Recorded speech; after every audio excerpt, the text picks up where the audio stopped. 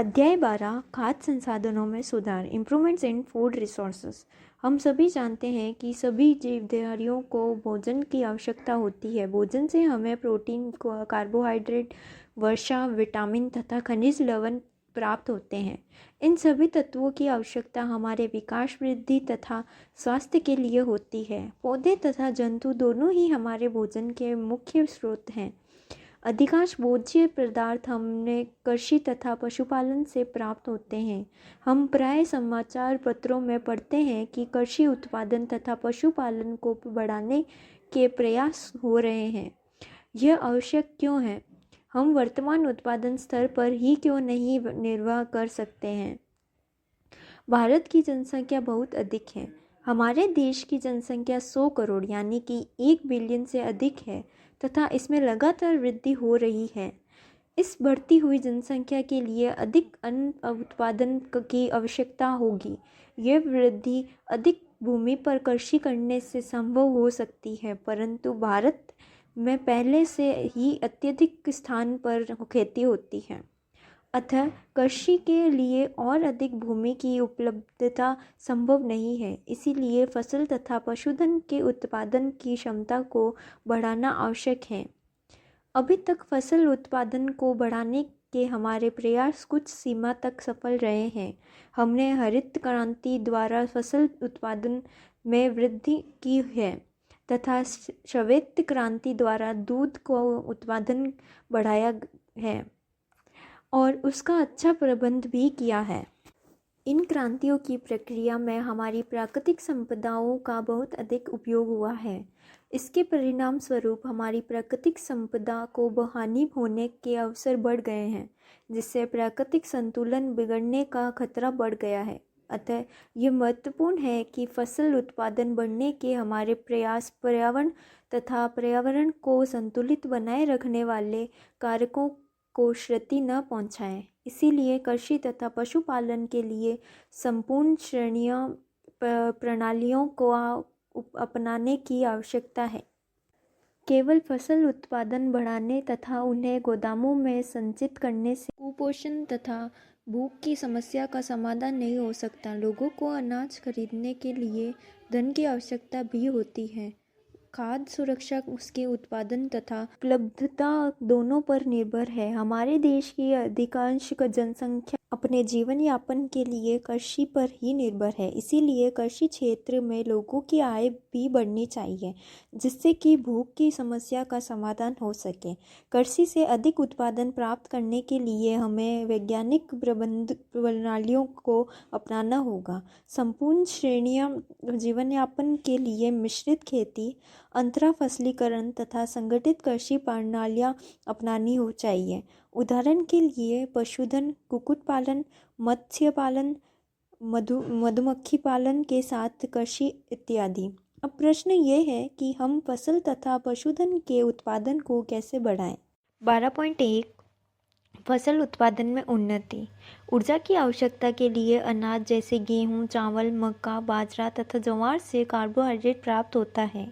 दालें जैसे चना, मटर, उड़द, मूंग, अरहर, मसूर से प्रोटीन प्राप्त होती है और तेल वाले बीजों जैसे सोयाबीन, मूंगफली, तिल, अरहर, सरसों, अलसी तथा सूरजमुखी से हमें आवश्यक वसा प्राप्त होती है। सब्जियां, मसाले तथा फलों से हमें विटामिन तथा खनिज लवण, कुछ मात्रा में प्रोटीन, वसा तथा कार्बोहाइड्रेट भी प्राप्त होते हैं। चारा फसलें जैसे बरसिम, जई अथवा सूडान घास का उत्पादन पशुधन के चारे के रूप में किया जाता है। प्रश्न 1 अनाज, दाल, फल तथा सब्जियों से हमें क्या प्राप्त होता है? विभिन्न फसलों के लिए विभिन्न जलवायु संबंधी परिस्थितियों, तापमान तथा दीप्तिकाल की आवश्यकता होती है, जिससे कि उनकी समुचित वृद्धि हो सके और वे अपना जीवन चक्र पूरा कर सकें। दीप्तिकाल सूर्य प्रकाश के काल से संबंधित होता है। पौधों में पुष्पन तथा वृद्धि सूर्य प्रकाश पर निर्भर करती है। जैसा कि हम सभी जानते हैं कि पौधे सूर्य के प्रकाश संश्लेषण द्वारा अपना भोजन बनाते हैं। कुछ ऐसी फसलें जिन्हें हम वर्षा ऋतु में उगाते हैं। खरीफ फसल कहलाती है, जो जून से आरंभ होकर अक्टूबर मास तक होती है। कुछ फसलें शीत ऋतु में उगाई जाती हैं, जो नवंबर से अप्रैल मास तक होती है। इन फसलों को रबी फसल कहते हैं। धान, सोयाबीन, अरहर, मक्का, मूंग तथा अरहर खरीफ फसलें हैं। गेहूं, चना, मटर, सरसों तथा अलसी रबी फसलें हैं। भारत में सन 1952 से सन 2010 तक कृषि भूमि में 25% की वृद्धि हुई है, जबकि अन्न की पैदावार में 4 गुनी वृद्धि हुई है। पैदावार में यह उन्नति कैसे हुई? यदि हम कृषि में शामिल प्रणालियों के विषय में सोचें तो हम उनको 3 चरणों में बांट सकते हैं। सबसे पहले है बीज का चुनना, दूसरा फसल की उचित देखभाल तथा तीसरा खेतों में उगी फसल की सुरक्षा तथा कटी हुई फसल को हानि से बचाना। इस प्रकार फसल उत्पादन में सुधार की प्रक्रिया में प्रयुक्त गतिविधियों को निम्न प्रमुख वर्गों में बांटा गया है। नंबर 1, फसल की किस्मों में सुधार। नंबर 2, फसल उत्पादन प्रबंध। नंबर 3, फसल सुरक्षा प्रबंध। 12.1 नंबर 1, फसल की किस्मों में सुधार। फसलों का उत्पादन अच्छा हो, ये प्रयास फसलों की किस्मों के चयन पर निर्भर करता है। फसल की किस्मों या प्रभेदों के लिए विभिन्न उपयोगी गुणों जैसे रोग प्रतिरोधक क्षमता, उर्वरक की प्रति अनुरूपता, उत्पादन की गुणवत्ता तथा उच्च उत्पादन का चयन प्रजनन द्वारा कर सकते हैं। फसल की किस्मों में ऐच्छिक गुणों को संकरण द्वारा डाला जा सकता है। संकरण विधि में विभिन्न आनुवंशिक गुणों वाले पौधों में संकरण करवाते हैं। ये संकरण अंतराकिस्मीय यानी कि विभिन्न किस्मों में, अंतरा स्पीसीज यानी कि एक ही जीन्स की 2 विभिन्न स्पीसीजों में, अथवा अंतरावंशीय यानी कि विभिन्न जेनरा में हो सकता है। फसल सुधार की दूसरी विधि है ऐच्छिक गुणों वाले जीन का डालना। इसके परिणाम स्वरूप आनुवंशिकीय रूपांतरित फसल प्राप्त होती है। नए प्रभेदों को अपनाने से पहले ये आवश्यक है कि फसल की किस्म विभिन्न परिस्थितियों में, जो विभिन्न क्षेत्रों में भिन्न भिन्न होती है, अच्छा उत्पादन दे सके। किसानों को अच्छी गुणवत्ता वाले विशेष बीज उपलब्ध होने चाहिए, अर्थात बीज उसी किस्म के होने चाहिए जो अंकुल परिस्थिति में अंकुरित हो सके। कृषि प्रणालियाँ तथा फसल उत्पादन मौसम, मिट्टी की गुणवत्ता तथा पानी की उपलब्धता पर निर्भर करते हैं। चूँकि मौसम परिस्थितियाँ जैसे सूखा तथा बाढ़ का पूर्वानुमान कठिन होता है, इसीलिए ऐसी किस्में अधिक उपयोगी हैं जो विविध जलवायु परिस्थितियों में भी उग सकें। इसी प्रकार ऐसी किस्में बनाई गई हैं जो उच्च लवणीय मिट्टी में भी उग सकती है। किस्मों में सुधार के लिए कुछ कारक हैं।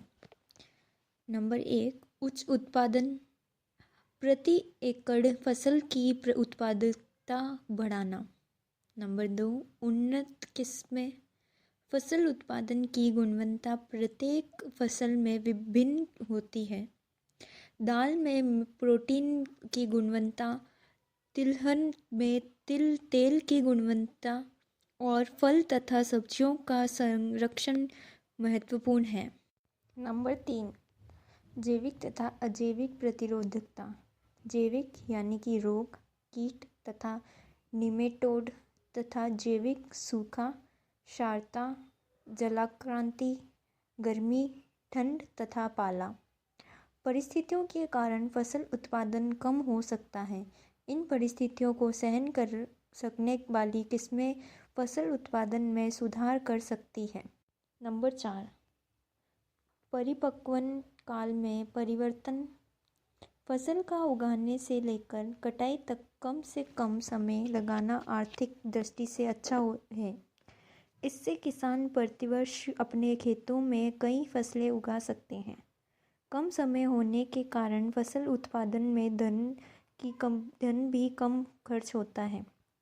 समान परिपक्वन कटाई की प्रक्रिया को सरल बनाता है।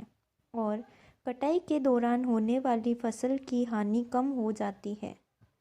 नंबर 5, व्यापक अनुकूलता। व्यापक अनुकूलता वाली किस्मों का विकास करना विभिन्न पर्यावरणीय परिस्थितियों में फसल उत्पादन को स्थायी करने में सहायक होगा। एक ही किस्म को विभिन्न क्षेत्रों में विभिन्न जलवायु में उगाया जा सकता है। नंबर 6, ऐच्छिक सस्य विज्ञान गुण। चारे वाली फसलों के लिए लंबी तथा सघन शाखाएं ऐच्छिक गुण हैं। अनाज के लिए बौने पौधे उपयुक्त हैं ताकि इन फसलों को उगाने के लिए कम पोषकों की आवश्यकता हो। इस प्रकार सस्य विज्ञान वाली किस्में अधिक उत्पादन प्राप्त करने के लिए में सहायक होती है। प्रश्न 1, जैविक तथा अजैविक कारक किस प्रकार फसल उत्पादन को प्रभावित करते हैं? प्रश्न 2, फसल सुधार के लिए ऐच्छिक सस्य विज्ञान गुण क्या है? 12.1 नंबर 2, फसल उत्पादन प्रबंधन। अन्य कृषि प्रधान देशों के समान भारत में भी कृषि छोटे छोटे खेतों से लेकर बहुत बड़े फार्मों तक में होती है। इसीलिए विभिन्न किसानों के पास भूमि, धन, सूचना तथा तकनीकी की उपलब्धता कम अथवा अधिक होती है। संक्षिप्त में धन अथवा आर्थिक परिस्थितियां किसान को विभिन्न कृषि प्रणालियों तथा कृषि तकनीकों को अपनाने में महत्वपूर्ण भूमिका निभाते हैं। योगदान उच्च निवेश तथा फसल उत्पादन में सहसंबंध है। इस प्रकार किसान की लागत क्षमता फसल तंत्र तथा उत्पादन प्रणालियों का निर्धारण करती है। इसीलिए उत्पादन प्रणालियां भी विभिन्न स्तर की होती है। बिना लागत उत्पादन, अल्प लागत उत्पादन तथा अधिक लागत उत्पादन प्रणालियां इनमें मिलित हैं। 12.1 नंबर 2, पॉइंट 1, पोषक प्रबंधन। जैसे हमें विकास, वृद्धि तथा स्वस्थ रहने के लिए भोजन की आवश्यकता होती है, वैसे ही पौधों को भी वृद्धि के लिए पोषक पदार्थों की आवश्यकता होती है। पौधों को पोषक पदार्थ हवा, पानी तथा मिट्टी से प्राप्त होते हैं। पौधों के लिए अनेक पोषक पदार्थ आवश्यक हैं। हवा से कार्बन तथा ऑक्सीजन, पानी से हाइड्रोजन तथा ऑक्सीजन एवं शेष अन्य पोषक पदार्थ मिट्टी से प्राप्त होते हैं। इन पोषकों में से कुछ की अधिक मात्रा चाहिए, इसीलिए इन्हें वृत्तीय पोषक कहते हैं। शेष पोषकों की आवश्यकता कम मात्रा में होती है, इसीलिए इन्हें सूक्ष्म पोषक कहते हैं। इन पोषकों की कमी के कारण पौधों की शारीरिक प्रक्रियाओं सहित जनन, वृद्धि तथा रोगों के प्रति प्रवृत्ति पर प्रभाव पड़ता है। अधिक उत्पादन प्राप्त करने के लिए मिट्टी में खाद तथा उर्वरक के रूप में इन पोषकों को मिलाना आवश्यक है। सारणी 12.1 हवा, पानी तथा मृदा से प्राप्त होने वाले पोषक। स्रोत हवा, पोषक कार्बन ऑक्सीजन। स्रोत पानी, पोषक हाइड्रोजन ऑक्सीजन। स्रोत मृदा, पोषक 1 वृत्त पोषक nitrogen, phosphorus, potassium, calcium, magnesium, sulphur. Number 2 सूक्ष्म पोषक iron, manganese, boron, zinc, copper, molybdenum, chlorine. प्रश्न 1, वृत्त पोषक क्या है और इन्हें वृत्त पोषक क्यों कहते हैं? प्रश्न 2, पौधे अपना पोषक कैसे प्राप्त करते हैं? खाद में कार्बनिक पदार्थों की मात्रा अधिक होती है तथा ये मिट्टी को अल्प मात्रा में पोषक प्रदान करते हैं। खाद को जंतुओं के अपशिष्ट तथा पौधों के कचरे के अपघटन से तैयार किया जाता है। खाद मिट्टी को पोषकों तथा कार्बनिक पदार्थों से परिपूर्ण करती है और मिट्टी की उर्वरता को बढ़ाती है। खाद खाद में कार्बनिक पदार्थों की अधिक मात्रा मिट्टी की संरचना में सुधार करती है। इसके कारण रेतीली मिट्टी में पानी को रखने की क्षमता बढ़ जाती है।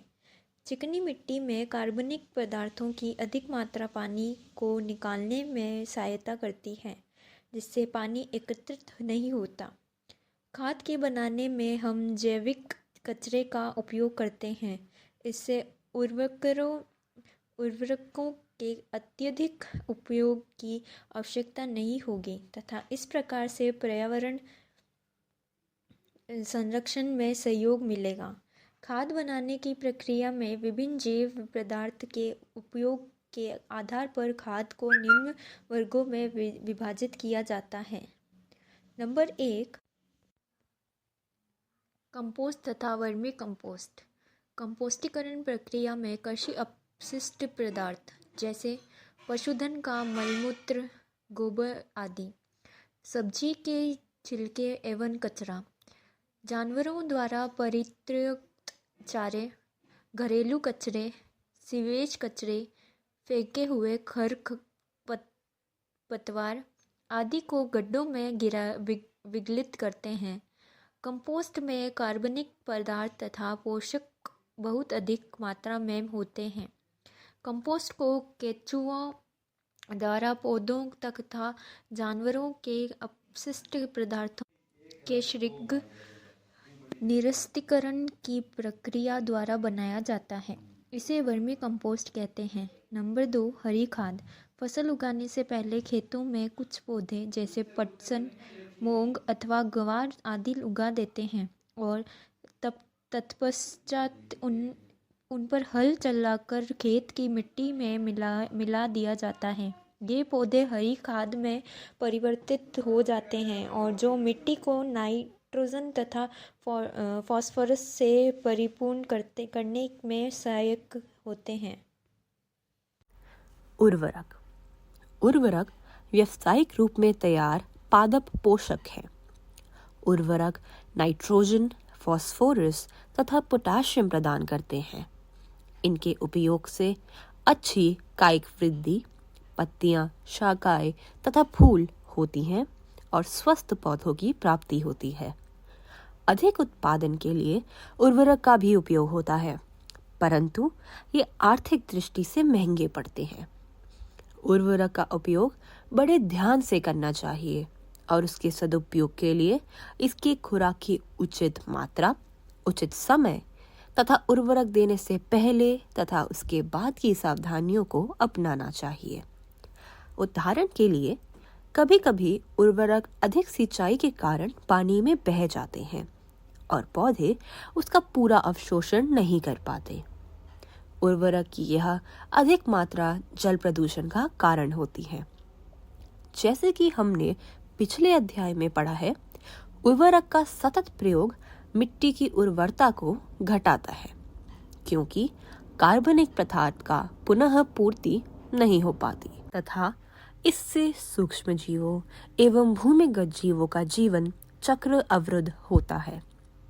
उर्वरकों के उपयोग द्वारा फसलों का अधिक उत्पादन कम समय में प्राप्त हो सकता है, परंतु ये मृदा की उर्वरता को कुछ समय पश्चात हानि पहुंचाते हैं, जबकि खाद के उपयोग के लाभ दीर्घावधि हैं। एक प्रश्न, मिट्टी की उर्वरता को बनाए रखने के लिए खाद तथा उर्वरक के उपयोग की तुलना कीजिए। कार्बनिक खेती करने की वह पद्धति है जिसमें रासायनिक उर्वरक, पीड़कनाशी, शाकनाशी आदि का उपयोग बहुत कम या बिल्कुल नहीं होता। इस पद्धति में अधिकाधिक कार्बनिक खाद, कृषि अपशिष्ट, पुआल तथा पशुधन का पुनर्चक्रण, जैविक कारक जैसे कि नील हरित शैवाल का संवर्धन जैविक उर्वरक बनाने में उपयोग किया जाता है। नीम की पत्तियों तथा हल्दी का विशेष रूप से जैव कीटनाशकों के रूप में खाद संग्रहण में प्रयोग किया जाता है।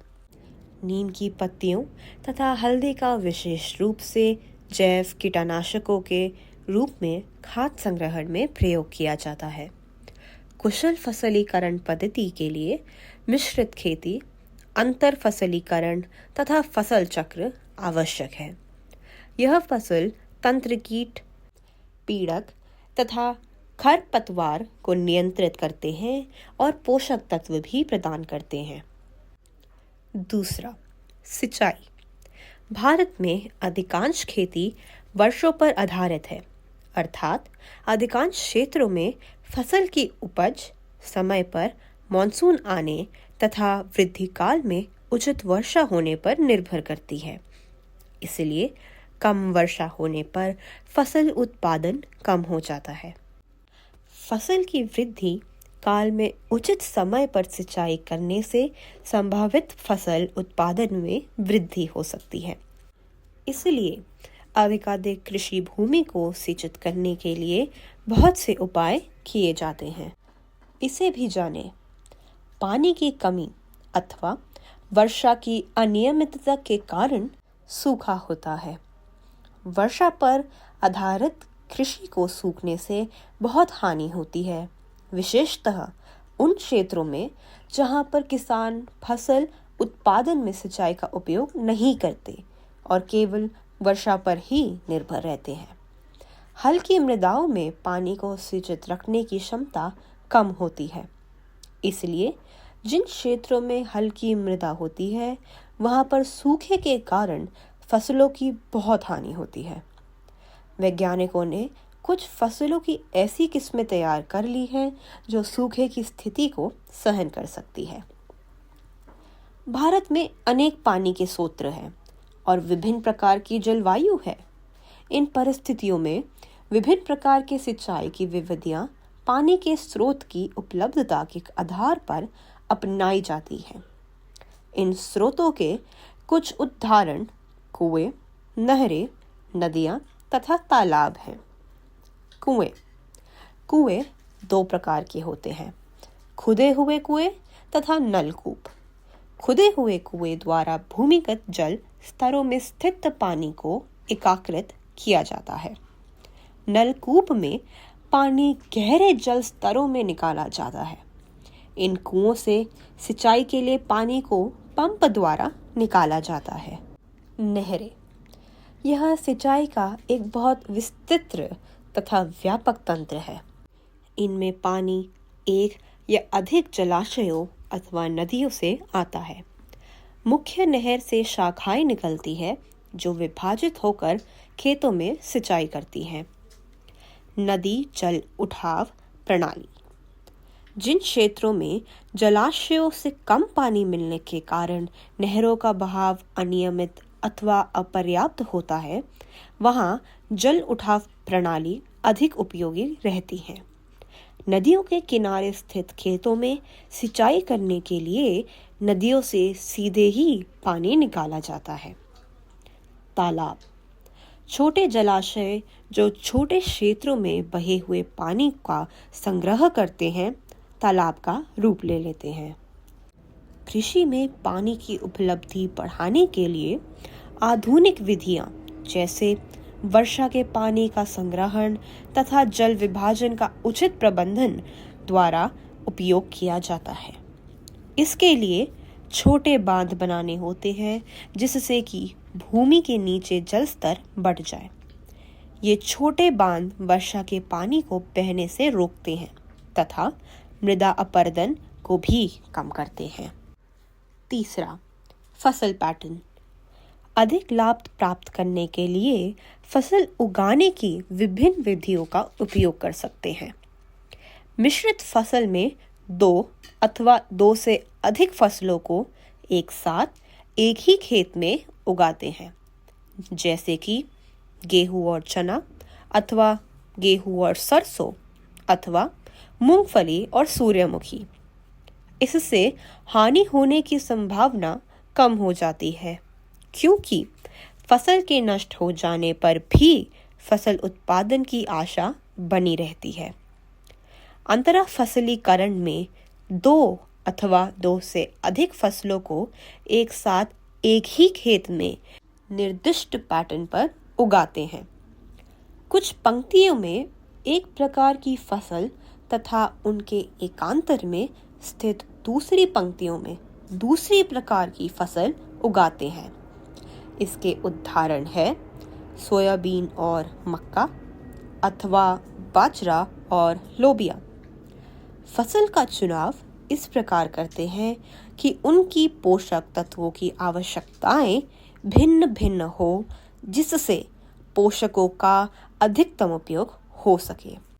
इस विधि द्वारा पीड़क व रोगों को एक प्रकार की फसल के सभी पौधों में फैलने से रोका जा सकता है। इस प्रकार दोनों फसलों से अच्छा उत्पादन प्राप्त किया जा सकता है। किसी खेत में क्रमवार पूर्व नियोजित कार्यक्रम के अनुसार विभिन्न फसलों के उगाने को फसल चक्र कहते हैं। परिपक्वन काल के आधार पर विभिन्न फसल सम्मिश्रण के लिए फसल चक्र अपनाया जाता है। एक कटाई के बाद कौन सी फसल उगानी चाहिए या नमी तथा सिंचाई की उपलब्धता पर निर्भर करता है। यदि फसल चक्र उचित ढंग से अपनाया गया तो एक वर्ष में 2 अथवा 3 फसलों से अच्छा उत्पादन किया जा सकता है। फसल सुरक्षा प्रबंधन। खेतों में फसल खरपतवार, कीट, पीड़क तथा रोगों से प्रभावित होती है। यदि समय रहते खरपतवार तथा पीड़कों को नियंत्रित नहीं किया जाए तो वे फसलों को बहुत हानि पहुंचाते हैं। खरपतवार कृषि योग्य भूमि में अनावश्यक पौधे होते हैं। उदाहरण गोखरू, गाजर घास व मोथा। ये खरपतवार भोजन, स्थान तथा प्रकाश के लिए स्पर्धा करते हैं। खरपतवार पोषक तत्व भी लेते हैं, जिससे फसलों की वृद्धि कम हो जाती है।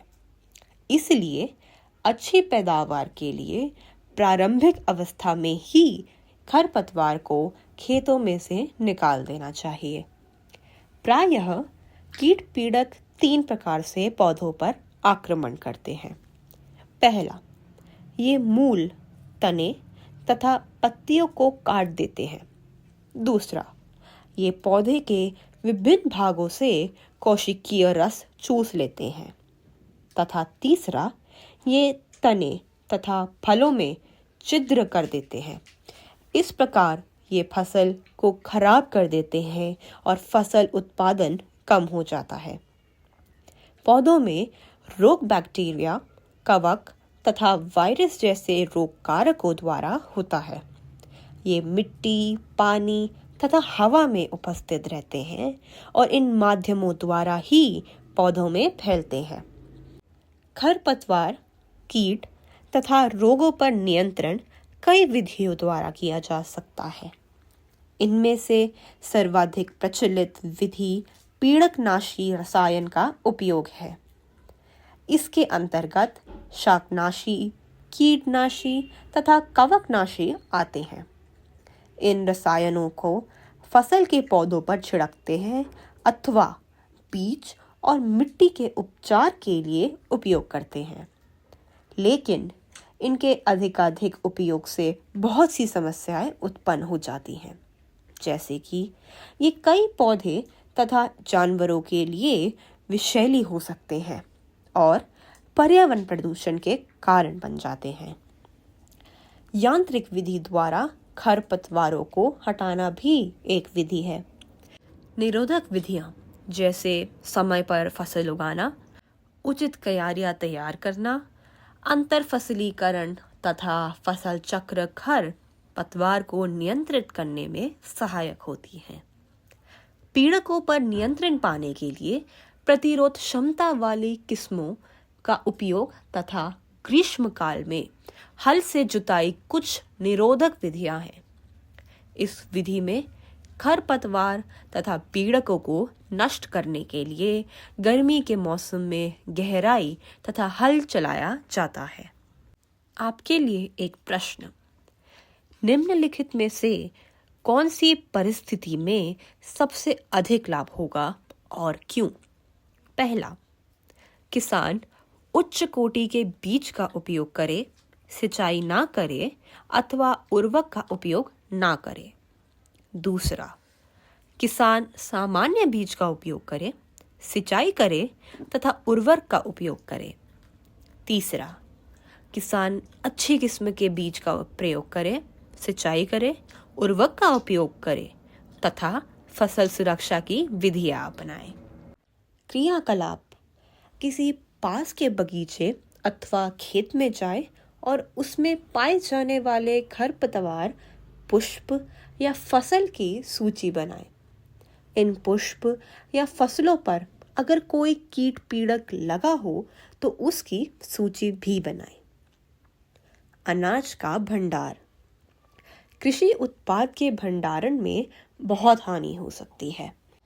इस हानि के जैविक कारक कीट, कृंतक, कवक, चिंचड़ी तथा जीवाणु हैं तथा इस हानि के अजैविक कारक भंडारण के स्थान पर उपयुक्त नमी व ताप का अभाव है। ये कारक उत्पाद की गुणवत्ता को खराब कर देते हैं, वजन कम कर देते हैं तथा अंकुरण करने की क्षमता भी कम कर देते हैं। उत्पाद को बदरंग कर देते हैं। ये सब लक्षण बाजार में उत्पाद की कीमत को कम कर देते हैं। इन कारकों पर नियंत्रण पाने के लिए उचित उपचार और भंडारण का प्रबंध होना चाहिए। निरोधक तथा नियंत्रण विधियों का उपयोग भंडारण करने से पहले किया जाता है। इन विधियों के भंडारण से पहले उत्पाद की नियंत्रित सफाई को अच्छी तरह सुखाना, पहले सूर्य के प्रकाश में और फिर छाया में तथा धूमक यानी फ्यूमिगेशन का उपयोग जिससे कि पीड़क मर जाए सम्मिलित है। आपके लिए 2 प्रश्न। पहला, फसल की सुरक्षा के लिए निरोधक विधियां तथा जैव नियंत्रण क्यों अच्छा समझा जाता है? दूसरा, भंडारण की प्रक्रिया में कौन से कारक अनाज की हानि के लिए उत्तरदायी हैं? क्रियाकलाप: अनाज या दालों के दोनों या बीजों को एकत्रित करें तथा इनकी बुवाई और फसल काटने के मौसम की जानकारी भी एकत्रित करें। पशुपालन: पशुधन के प्रबंधन को पशुपालन कहते हैं। इसके अंतर्गत बहुत से कार्य जैसे भोजन दान, प्रजनन तथा रोगों पर नियंत्रण करना आता है। जनसंख्या वृद्धि तथा रहन सहन के स्तर में वृद्धि के कारण अंडों, दूध तथा मांस की खपत भी बढ़ जाती है। पशुधन के लिए मानवीय व्यवहार के प्रति जागरूकता होने के कारण पशुधन खेती में कुछ नई परेशानियां भी आ गई हैं। इसलिए पशुधन उत्पादन बढ़ाने व उसमें सुधार की आवश्यकता है। पशु कृषि: पशुपालन के 2 उद्देश्य हैं: दूध देने वाले तथा कृषि कार्य, हल चलाना, सिंचाई तथा बोझा ढोने के लिए पशुओं को पालना। भारतीय पालतू पशुओं की 2 मुख्य स्पीशीज हैं, गाय या वॉस इंडिक्स या भैंस यानी वॉस ब्यूवेलिस। दूध देने वाली मादाओं को दुधारू पशु कहते हैं। दूध उत्पादन पशु के दुग्धस्तवर्ण के काल पर कुछ सीमा तक निर्भर करता है, जिसका अर्थ है बच्चे के जन्म पश्चात दूध उत्पादन का समय काल। इस प्रकार दूध उत्पादन दुग्धस्रवण काल को बढ़ाने से बढ़ सकता है। लंबे समय तक दुग्धस्रवण काल के लिए विदेशी नस्लों जैसे जर्सी, ब्राउन स्विस का चुनाव करते हैं। देशी नस्लें जैसे रेड सिंधी, साहिवाल में रोग प्रतिरोधक क्षमता बहुत अधिक होती है। यदि इन दोनों नस्लों में संकरण कराया जाए तो एक ऐसी संतति प्राप्त होगी जिसमें दोनों ऐच्छिक गुण, रोग प्रतिरोधक क्षमता व लंबा दुग्ध स्फुरण काल होंगे। आपके लिए एक प्रश्न, पशुओं की नस्ल सुधार के लिए प्रायः कौन सी विधि का उपयोग किया जाता है और क्यों? क्रियाकलाप, पशुधन फार्म पर जाए और निम्नलिखित की ओर ध्यान दें। पशुओं की संख्या तथा विभिन्न प्रकार की नस्लों की संख्या, विभिन्न नस्लों से प्रतिदिन प्राप्त दूध, उत्पादन की मात्रा। मानवीय व्यवहार आधारित पशुपालन में पशुओं के स्वास्थ्य तथा स्वस्थ दूध उत्पादन के लिए गाय तथा भैंस के शरीर की उचित सफाई तथा आवास की आवश्यकता होती है। पशु के शरीर पर झड़े हुए बाल तथा धूल को हटाने के लिए नियमित रूप से पशु की सफाई करनी चाहिए। उनका आवास छतदार तथा रोशनदान युक्त होना चाहिए। ऐसे आवास उन्हें वर्षा, गर्मी तथा सर्दी से बचाते हैं। आवास का फर्श डलवा होना चाहिए जिससे कि वह साफ और सूखा रहे। दूध देने वाले पशु या डेयरी पशु के आहार की आवश्यकता दो प्रकार की होती है। पहला, एक प्रकार का आहार जो उसके स्वास्थ्य को अच्छा बनाए रखे, तथा दूसरा वह जो दूध उत्पादन को बढ़ाए। इसकी आवश्यकता दुग्ध स्फुरण काल के समय होती है। पशु आहार के अंतर्गत आते हैं एक मोटा चारा या रुसांश जो प्रायः मुख्यतः रेशे होते हैं तथा सांद्र जिनमें रेशे कम होते हैं और प्रोटीन तथा अन्य पोषक तत्व अधिक होते हैं। पशु को एक संतुलित आहार की आवश्यकता होती है जिसमें उचित मात्रा में सभी पोषक तत्व हो। ऐसे पोषक तत्वों के अतिरिक्त कुछ सूक्ष्म पोषक तत्व भी मिलाए जाते हैं जो दुधारू पशुओं को स्वस्थ रखते हैं तथा दूध उत्पादन को बढ़ाते हैं। पशु अनेक प्रकार के रोगों से ग्रसित हो सकते हैं जिनके कारण उनकी दूध उत्पादन क्षमता में कमी अथवा उनकी मृत्यु भी हो सकती है। एक स्वस्थ पशु नियमित रूप से खाता है और ठीक ढंग से बैठता व उठता है। पशु के बाह्य परजीवी तथा अंतः परजीवी दोनों ही होते हैं। बाह्य परजीवी त्वचा पर रहते हैं जिनसे पशु को त्वचा रोग हो सकते हैं। अंतः परजीवी जैसे कीड़े, अमाशय तथा आंत को तथा पर्णकृमि या फलूक यकृत को प्रभावित करते हैं। संक्रामक रोग बैक्टीरिया तथा वायरस के कारण होते हैं। अनेक विषाणु तथा जीवाणु जनित रोगों से पशुओं को बचाने के लिए टीका लगाया जाता है। कुक्कुट मुर्गी पालन। अंडे व कुक्कुट मांस के उत्पादन को बढ़ाने के लिए मुर्गी पालन किया जाता है।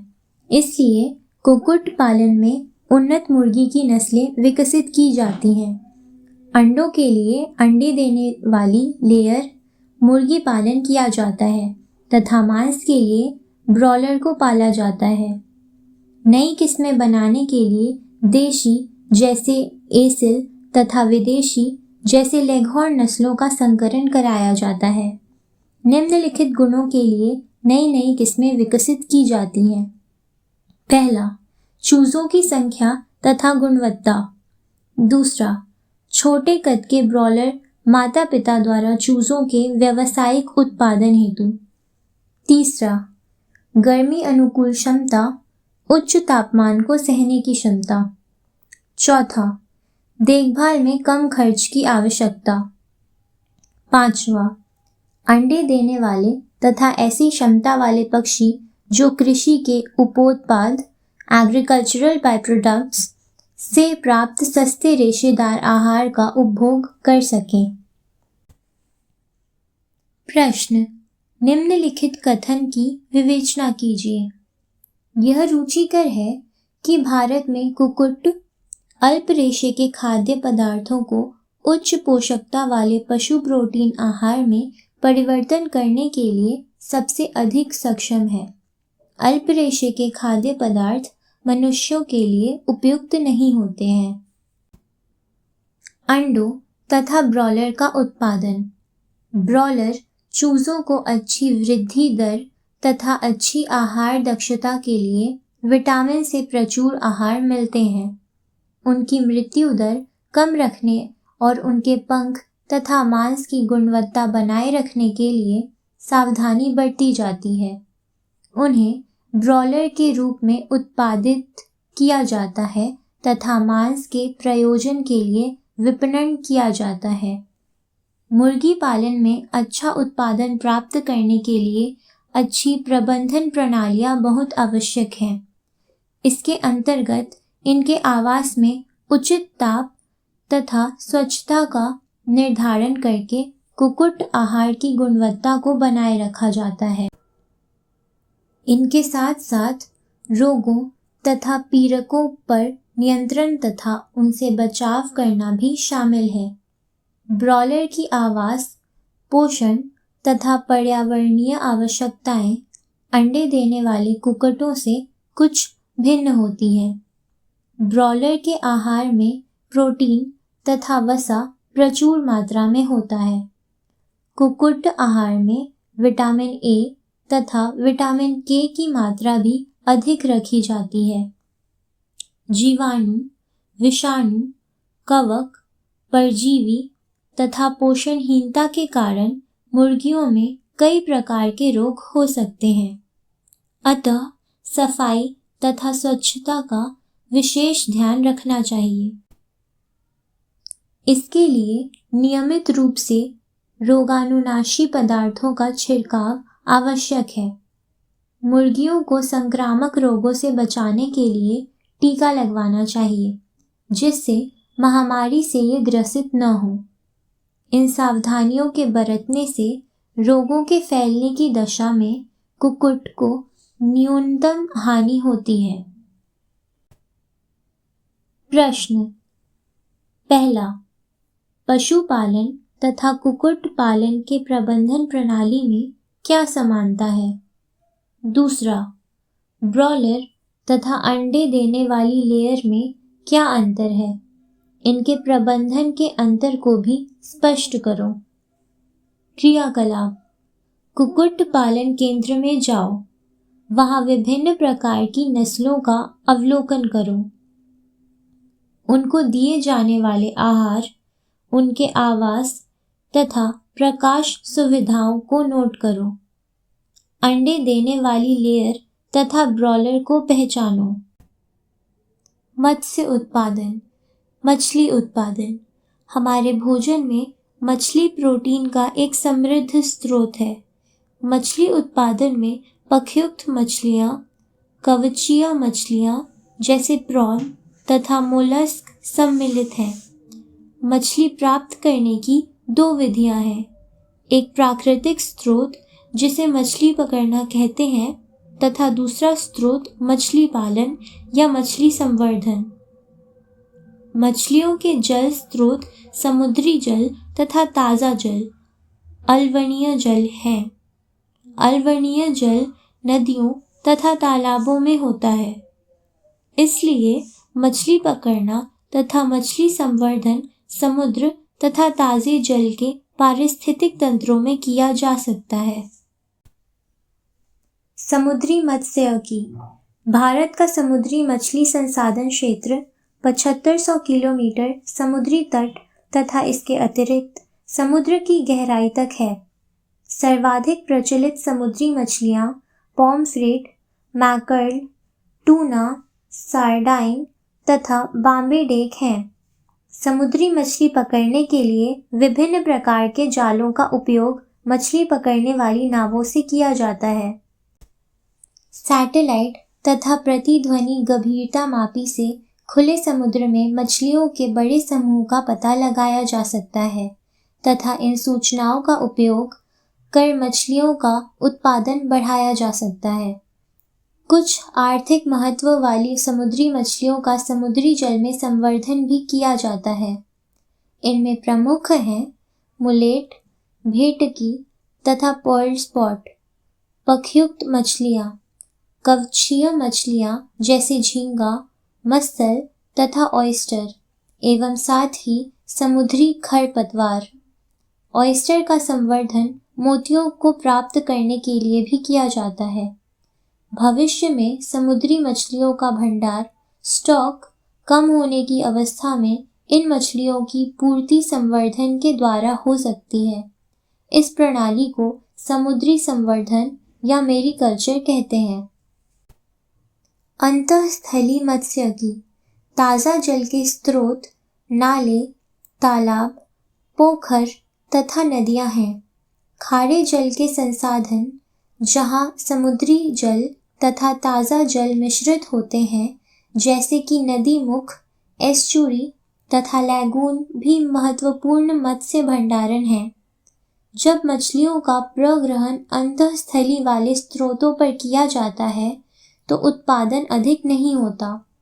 इन स्रोतों से अधिकांश मछली उत्पादन जल संवर्धन द्वारा ही होता है।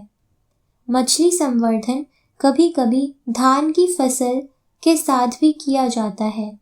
अधिक मछली संवर्धन मिश्रित मछली संवर्धन तंत्र से किया जा सकता है। इस प्रक्रिया में देशी तथा आयातित प्रकार की मछलियों का प्रयोग किया जाता है। ऐसे तंत्र में एक ही तालाब में 5 अथवा 6 मछलियों की स्पीशीज का प्रयोग किया जाता है। इनमें ऐसी मछलियों को चुना जाता है जिनमें आहार के लिए प्रतिस्पर्धा न हो अथवा उनके आहार भिन्न भिन्न हो। इसके परिणाम स्वरूप तालाब के प्रत्येक भाग में उपलब्ध आहार का प्रयोग हो जाता है। जैसे कटला मछली जल की सतह से अपना भोजन लेती है, रोहू मछली तालाब के मध्य क्षेत्र से अपना भोजन लेती है, मृगल तथा कॉमन कार्प तालाब की तली से भोजन लेती है, ग्रास कार्प खरपतवार खाती है। इस प्रकार ये सभी मछलियाँ साथ साथ रहते हुए भी बिना स्पर्धा के अपना अपना आहार लेती हैं। इससे तालाब से मछली के उत्पादन में वृद्धि होती है। मिश्रित मछली संवर्धन में एक समस्या यह है कि इनमें से कई मछलियाँ केवल वर्षा ऋतु में ही जनन करती हैं। यहाँ तक कि यदि मत्स्य डिंभ देशी नस्ल से लिए जाएं तो अन्य स्पीशीज के डिंभों के साथ मिल सकते हैं। अतः मछली संवर्धन के लिए अच्छी गुणवत्ता वाले डिंभों का उपलब्ध न होना एक गंभीर समस्या है। इस समस्या के समाधान के लिए ऐसी विधियां खोजी जा रही हैं कि तालाब में इन मछलियों का संवर्धन हार्मोन के उपयोग द्वारा किया जा सके। इससे ऐच्छिक मात्रा में शुद्ध मछली के डिंभ प्राप्त होते रहेंगे। प्रश्न पहला, मछलियाँ कैसे प्राप्त करते हैं? दूसरा, मिश्रित मछली संवर्धन के क्या लाभ हैं?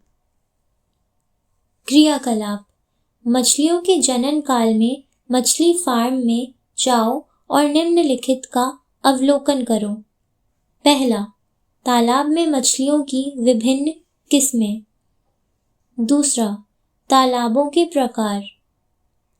तीसरा, फार्म में प्रयुक्त आहार में शामिल तत्व।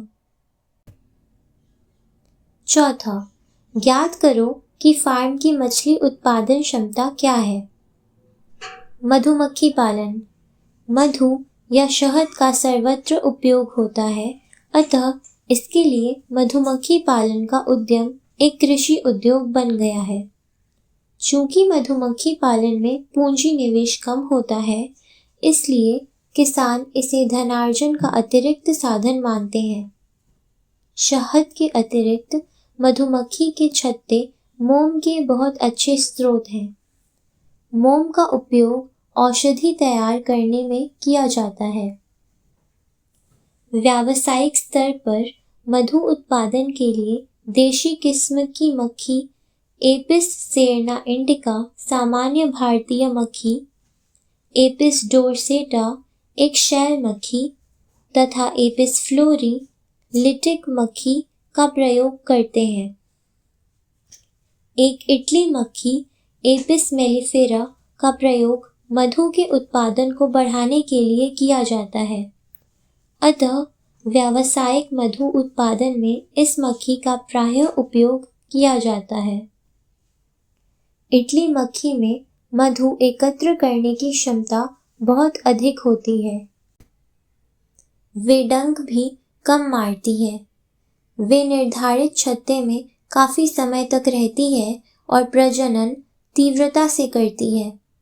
व्यावसायिक मधु उत्पादन के लिए मधु वाटिका अथवा मधुमक्खी फार्म बनाए गए हैं। मधु की कीमत अथवा गुणवत्ता मधुमक्खियों के चरागाह अर्थात उनको मधु एकत्र करने के लिए उपलब्ध फूलों पर निर्भर करती हैं। मधुमक्खियां फूलों से मकरंद तथा पराग एकत्र करती हैं।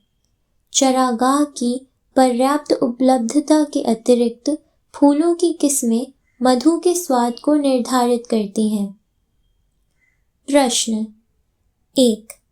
मधु उत्पादन के लिए प्रयुक्त मधुमक्खी में कौन से अच्छे गुण होने चाहिए?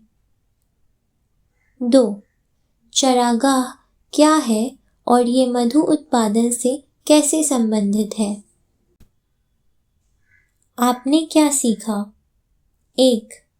फसल के लिए अनेकों पोषक आवश्यक हैं। हवा से कार्बन तथा ऑक्सीजन, पानी से हाइड्रोजन तथा ऑक्सीजन एवं मिट्टी से शेष पोषक प्राप्त होते हैं। इन पोषकों में से कुछ पोषकों की मात्रा अधिक चाहिए, इसलिए इन्हें वृहद पोषक कहते हैं। शेष अन्य पोषक कम मात्रा में चाहिए, जिन्हें सूक्ष्म पोषक कहते हैं। 2. फसल के लिए पोषकों के मुख्य स्रोत खाद तथा उर्वरक हैं। 3. कार्बनिक कृषि प्रणालियों में उर्वरकों, पीरकनाशकों तथा शाकनाशकों का निम्नतम या बिल्कुल प्रयोग नहीं किया जाता है। इन प्रणालियों में स्वस्थ फसल तंत्र के साथ कार्बनिक खादों, पुनर्चक्रित अपशिष्टों तथा जैव कारकों का अधिकतम उपयोग होता है। 4. एक विशेष फार्म में फसल उत्पादन तथा पशुपालन आदि में बढ़ावा देने वाली खेती को मिश्रित खेती तंत्र कहते हैं। 5. मिश्रित फसल में 2 अथवा 2 से अधिक फसलों को एक ही खेत में एक साथ उगाते हैं। 6. 2 अथवा 2 से अधिक फसलों को निश्चित कतार पैटर्न में उगाने को अंतरा फसलीकरण कहते हैं। 7.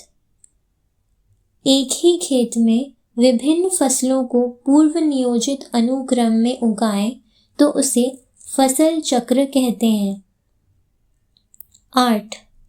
उच्च उत्पादन, अच्छी गुणवत्ता, जैविक तथा अजैविक कारकों के प्रति प्रतिरोधता, अल्प परिपक्वन काल तथा बदलती परिस्थितियों के लिए अनुकूल तथा ऐच्छिक सस्य विज्ञान गुणों के लिए नस्ल सुधार की आवश्यकता है। 9. फार्म पशुओं के लिए उचित देखभाल तथा प्रबंधन जैसे कि आवास, आहार, जनन तथा रोगों पर नियंत्रण की आवश्यकता होती है। इसे पशुपालन कहते हैं।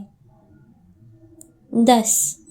कुक्कुट पालन घरेलू मुर्गियों की संख्या को बढ़ाने के लिए करते हैं। कुक्कुट पालन के अंतर्गत अंडों का उत्पादन तथा मुर्गों के मांस के लिए ब्रॉयलर उत्पादन है। 11. कुक्कुट पालन में उत्पादन को बढ़ाने तथा उन्नत किस्म की नस्लों के लिए भारतीय, देशी तथा बाह्य नस्लों में संकरण कराते हैं। 12. समुद्र तथा अंतःस्थलीय स्रोतों से मछलियां प्राप्त कर सकते हैं। 13. मछली उत्पादन बढ़ाने के लिए उनका संवर्धन समुद्र तथा अंतःस्थलीय पारिस्थितिक प्रणालियों में कर सकते हैं। 14. समुद्री मछलियों को पकड़ने के लिए प्रतिध्वनि गंभीरता मापी तथा उपग्रह द्वारा निर्देशित मछली पकड़ने के जाल का प्रयोग करते हैं। 15.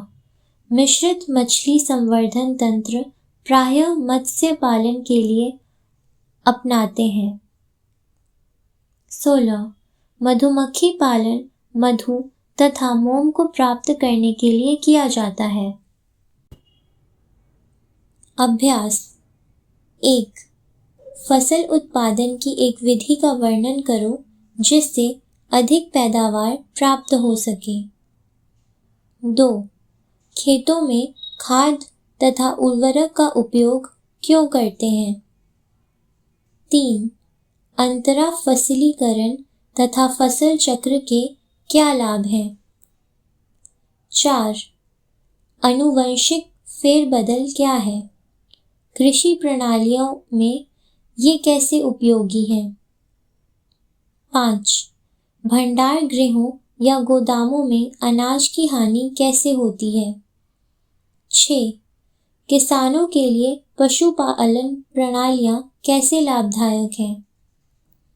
7. पशुपालन के क्या लाभ हैं। 8. उत्पादन बढ़ाने के लिए कुक्कुट पालन, मत्स्य पालन तथा मधुमक्खी पालन में क्या समानताएं हैं। 9. प्रग्रहण, मत्स्यन, मेरीकल्चर तथा जल संवर्धन में क्या अंतर है।